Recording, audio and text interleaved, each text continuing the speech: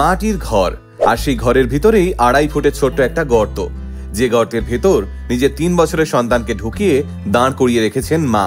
শুনে অবাক লাগছে তো যে একজন মা কিভাবে তার নিজের সন্তানকে এইভাবে গর্তে ঢুকিয়ে দাঁড় করিয়ে রাখতে পারেন। আসলে দরিদ্রতা যে কত বড় অভিশাপ একজন মানুষের জীবনে, তা আজকের এই ভিডিওটা শুনলে বুঝতে পারবেন। ভিডিওটায় যে ফুটফুটে শিশুটিকে দেখছেন, ওর নাম গোপাল। গোপাল কোলাউড়ার মুড়াইছড়া চা বাগানের বাসিন্দা।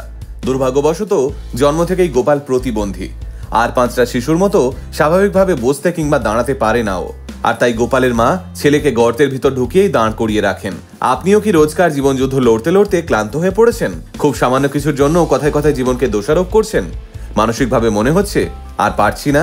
তাহলে আলটিমেট মোটিভেশনের আজকের এই ভিডিওটা শুনলে আপনার চোখেও জল আসবে, বুঝতে পারবেন অন্য অনেকের থেকে আপনি কেন অনেক ভালো আছেন। সম্প্রতি গোটা সোশ্যাল মিডিয়া জুড়ে ভাইরাল হয়েছে এই বাচ্চাটির ছবি এবং ভিডিও। সেই ভিডিও সূত্রে জানা যায় 3 বছরের গোপালের মা সঞ্চরী সাঁওতাল এবং ওর বাবা অনিল সাঁওতালের একমাত্র সন্তান গোপাল জন্মের পর থেকেই হাঁটতে পারে না, বসতে পারে না। গোপালের বাবা অনিল চা বাগানে একজন দিনমজুরের কাজ করেন। দিনমজুরের কাজে তার আয় হয় প্রতিদিন 170 টাকা, আর তা দিয়েই তাদের গোটা সংসার চলে। দুঃখের বিষয়, সেই হতদরিদ্র ঘরেই জন্ম নিয়েছে এমন প্রতিবন্ধী শিশু, যার ন্যূনতম চিকিৎসা করা তো দূরের কথা, যাকে রোজ ভরপেট খাওয়ানোটাও স্বপ্নের মতো এই মানুষগুলোর কাছে।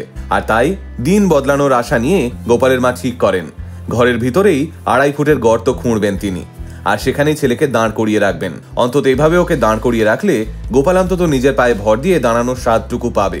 এরপরেই ঘরের ভিতর একটি ছোট্ট গোলাকার গর্ত খুঁড়েন তারা, আর তারপর প্রতিদিন গোপালকে ওই গর্তের ভিতর দাঁড় করিয়ে রাখেন। গর্ত থেকে অবশ্য গোপালের মাথা এবং 2টো হাত বাইরে বেরিয়ে থাকে। আর এভাবেই রোজ গর্তে দাঁড়িয়ে থেকে নিজের পায়ে দাঁড়ানোর স্বাদ পায় ছোট্ট গোপাল।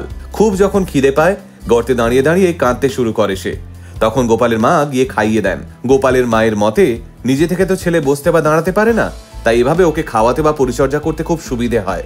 না হলে সারাদিন গোপাল ভাঁজ হয়ে শুয়ে থাকে। গোপালের ঠাকুমা জানান, আমরা নিজেরাই ভরপেট খেতে পাই না, সেখানে দাঁড়িয়ে রোজের 170 টাকায় সংসার চালাবো নাকি গোপালের চিকিৎসা করাবো?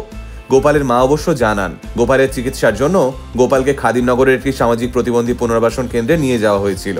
সেখানে চিকিৎসকেরা গোপালের নিয়মিত ফিজিওথেরাপির পরামর্শ দিয়েছিলেন। কিন্তু আমাদের মতো ঘরে রোজ ফিজিওথেরাপি কিভাবে সম্ভব? তাই ছেলেটার যন্ত্রণা সহ্য করতে না পেরে আমি বুদ্ধি করে গর্ত খুঁড়েছি, অন্তত ওখানে আমার ছেলেটা একটু দাঁড়াতে পারে। যদিও বিভিন্ন সংবাদ মাধ্যম সূত্রে এই খবর সামনে আসতেই ইতিমধ্যেই নড়ে চড়ে বসেছে স্থানীয় প্রশাসন।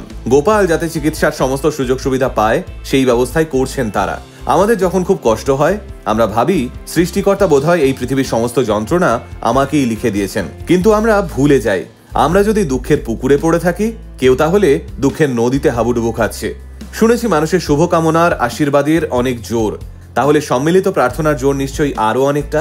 তাই আপনারা গোপালের জন্য প্রার্থনা করবেন, ও যেন সুস্থ থাকে, ওর যেন ভালো চিকিৎসা হয়, পরিবারটা যেন একটু ভালো থাকে।